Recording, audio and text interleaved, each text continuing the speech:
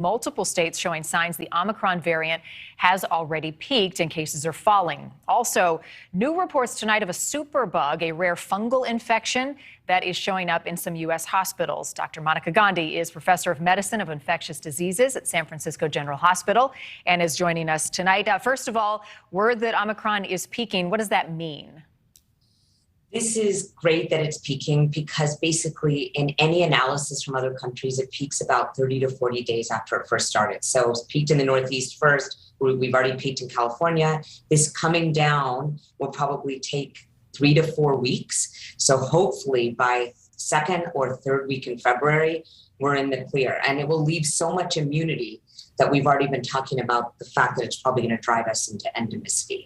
That's great news. Any other concerning variants on the horizon that we know about? Luckily not. Nothing that's going to outseat this crazily transmissible variant. And remember, if you've seen the virus, which 50% of people in this world may have, that's the estimate from the London School, that means that you've developed immunity across the whole virus. So if there's a variant out there, you still have immunity, T cells across multiple parts of the virus. And that's why another variant isn't going to overcome your immunity if you've seen Omicron. Well, then let me ask you about the White House plan shipping out these at-home tests. Is this coming a little too late? They are coming a little too late because by the time we get them, I mean, maybe it'll be helpful for the next 3 or 4 weeks, but again, mid-February, third week of February looks like it's going to be low levels. One report that caught our attention today, Europe considering new COVID strategies, accepting the virus, really learning how to live with it. What does that look like, and is that something that would be applied here in the U.S.? Yes. So the UK just did this yesterday. They went to saying, okay, we're endemic. It's another respiratory pathogen. We have the tools to fight it. We have vaccines. We have new therapeutics for people who are vulnerable, and we're going to treat it like any other respiratory pathogen. What does that mean? They released their mask mandates everywhere, including in schools. They'll probably pay more attention to ventilation, but otherwise you live with it just like a respiratory pathogen. Every year you may see increases in the winter. We manage it in the healthcare system, but we don't disrupt daily life. No masks, unless people want to wear masks, of course, but it's not a mandate. And that should happen here in the US after Omicron if we follow our everyone else. You think it will? I mean, right now we're being told to wear N95s.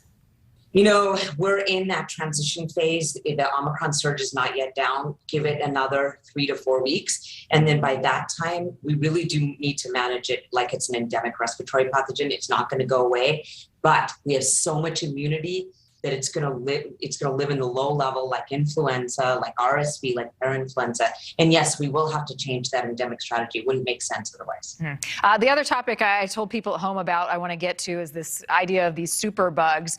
There is a new report out tonight of a superbug showing up in some U.S. hospitals. It's called C. auris. I don't know if I'm pronouncing that right, but that's what it looks like. Rare fungal infection that the Centers for Disease Control calls a serious global health threat. According to our partner at the Hill, more than 1,100 cases have been reported across the country. So what is C. auris? Okay, so the C is Canada, which is just a regular yeast. So like even Canada that you see, people can get yeast infections, but this is a specific one, Candida auris. Auris is named after the ear.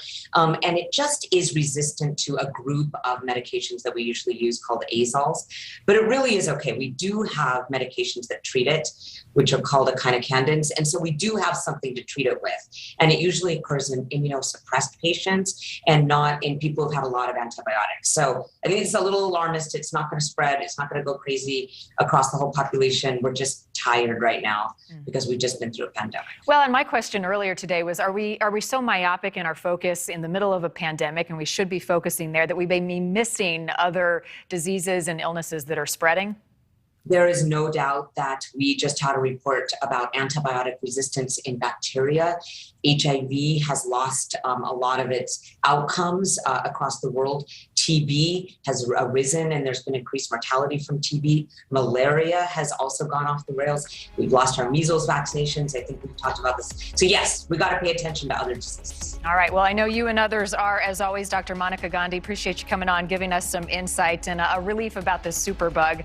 I don't like to hear of another global health threat. I know you don't either. Thanks for watching. Click the red subscribe button below so you can get more of NewsNation's fact-driven, unbiased coverage.